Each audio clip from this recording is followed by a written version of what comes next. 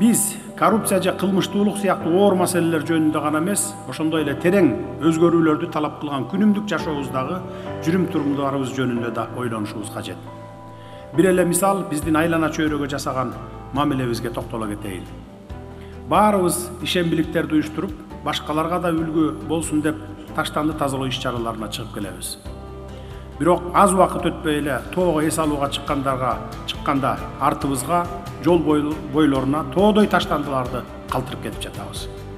Мындай маданиятсыздыктын көйгөйүнүн түпкү тамыры ар бирибиздин аң сезимибиздин, акыл парасатыбыздын төмөндөп, кайдыгерлик күчөп бара жатканына такалат. Айлана чөйрөнү булгоо бул өзүн дагы, башкаларды дагы өз мекенин жана анын табиятын сыйлабастык деп эсептейм. Өлкөнүн тазалыгы тазалап жыйноо иштеринен эмес, аң сезимибизден башталышы керек.